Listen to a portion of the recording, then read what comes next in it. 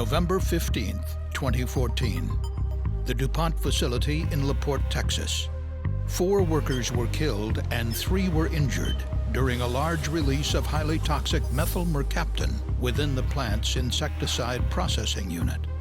The sequence of events that led to the incident at DuPont began on Monday, November 10th, when the plant's lannate unit was shut down due to a problem with a reactor. Within that unit, methyl mercaptan reacts with other chemicals to create the insecticide lannate. By noon on Wednesday, November 12th, operators attempted to restart the unit. However, the startup was unsuccessful because piping within the reaction system was blocked.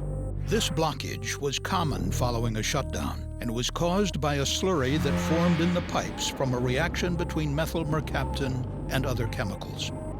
To clear the slurry, operators flushed hot water through the blocked piping. By noon on Thursday, November 13th, operators determined that the initial blockage was cleared. But during the operation to remove the blockage, a valve was inadvertently left open that should have prevented hot water from flowing into other piping, known as the methyl mercaptan feed line. The feed line connected the reactor system to a methyl mercaptan storage tank.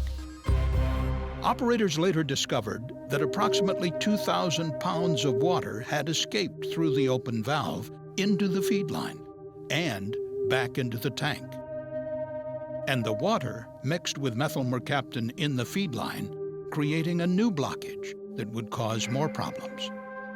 Since temperatures in the Houston area had been consistently cold that week, the water and methyl mercaptan mixture formed a solid material called a hydrate, which blocked the piping.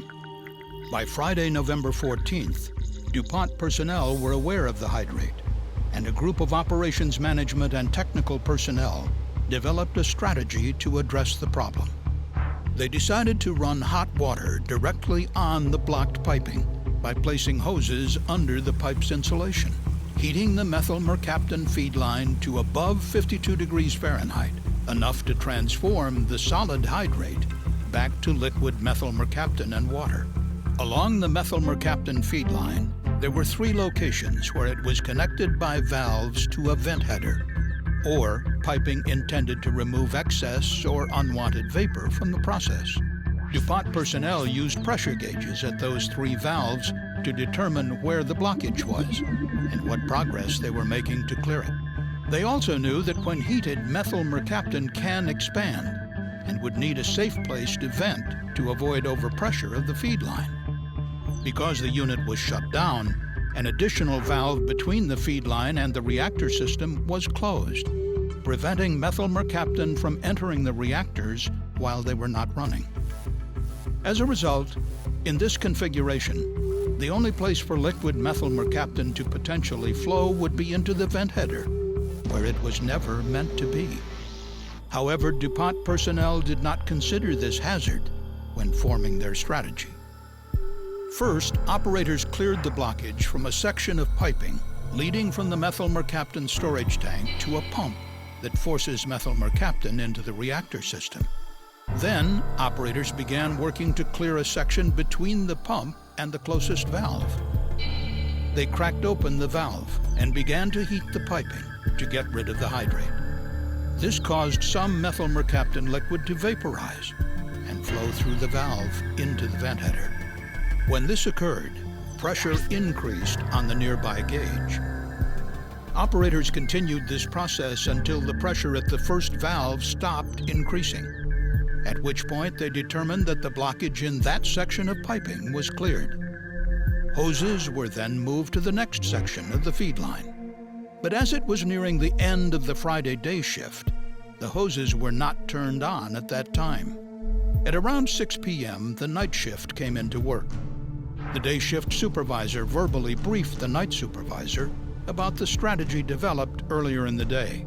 The operators turned on the hot water hoses and continued efforts to clear the blockage.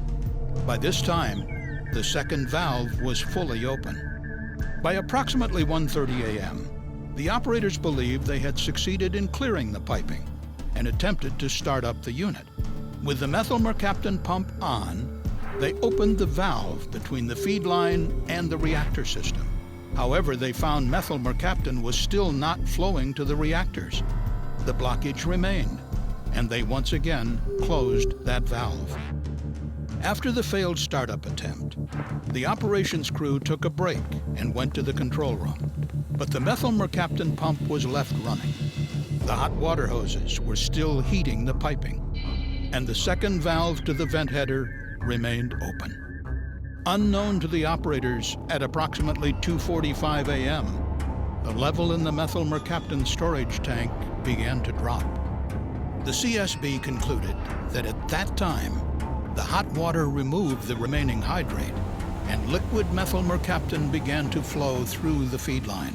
The methyl mercaptan fed to the system by the pump followed the path of least resistance through the open second valve into the vent header. The vent system quickly filled with liquid methyl mercaptan, where DuPont never expected it to be. The vent system connects the methyl mercaptan storage tank with process equipment inside the lanate manufacturing building. As liquid flowed into the vent header, pressure began to build within that system. However, high-pressure events within the vent system were not unusual due to flawed equipment design that allowed liquid to accumulate at low points in the system. These events occurred so frequently that DuPont instructed operators to drain liquid from the vent system daily. After the control room operators separately told two co-workers about the pressure problem, they each went to the third floor of the lanate building. The required response was to drain the vent system of liquid. Two valves were opened, and the unanticipated liquid methyl mercaptan drained into the building, where it readily vaporized, filling the room with a highly toxic gas. Although one of the operators was able to make a distress call, both workers died, unable to escape the building. 4 additional operators responded to the distress call and entered the manufacturing building. 2 of them were brothers. They died together on the 3rd floor of the lanate building. The 2 other responding operators survived. In total, 4 workers were killed during the release.